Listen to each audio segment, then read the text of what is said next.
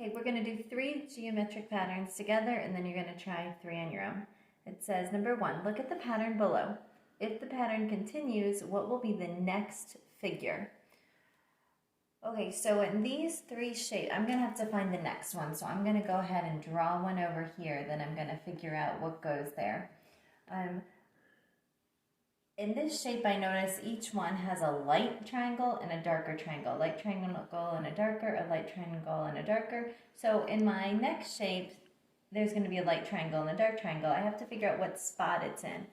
Essentially, there's 6 spots. If you think about this hexagon having 6 places, 1, 2, 3, 4, 5, 6. The hexagons are broken up into 6 triangles.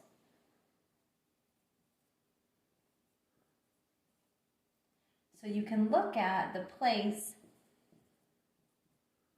that the light triangle is in each of the spots to see which way it's going, where it's moving to.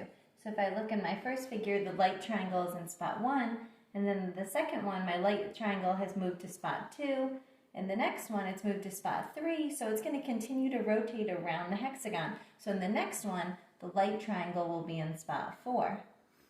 If I look at the dark triangle, it starts in spot 2, then it rotates 1 to the right to spot 3, 1 to the right to spot 4. So in this one, it will rotate 1 more to spot 5. So I want to find the shape that has a light triangle in 4 and a dark triangle in 5, and that's B. Number 2. Andy is using white and gray tiles to make the pattern shown below. If she continues the pattern in the same way, how many tiles will be in the next column of gray tiles? How many tiles will be in the next column of gray tiles?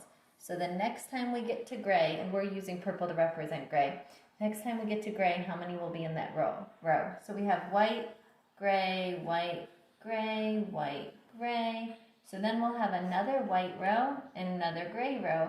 We're trying to figure out how many gray tiles would be in this next gray row. So here we had 1 and then 2 grays, 3 white, 4 grays, 5 white, 6 grays. So in my white row I would have 7, and then in my next gray row I would have 8. So the answer is going to be 8. Make sure when you're doing patterns you write all over them. You can draw on them, you can figure out your math right on top of them. Okay, my answer choice is B for that one. Number 3. When 5 tiles are laid flat as shown, this design has 1 line of symmetry. Which tile, without rotating, could correctly complete the design? Okay, so we're trying to figure out what goes right here in this box. They said 1 line of symmetry. Symmetry means a line that you could fold on that's the same on both sides. So if I look at this line right here, this could not be a line of symmetry because if I folded this half on top of this half, you would need a square here to fold on top of that square, and there isn't one. This could not be a line of symmetry because same thing, when I fold this half on top of this half, I need a square right here for them to fold on. If I went this way across here, this could not be a line of symmetry because the square here would have to fold on to a square that's right there. So the only place we could have a line of symmetry would be right here. So these designs would fold on these designs. This would fold onto that. This half would fold onto that.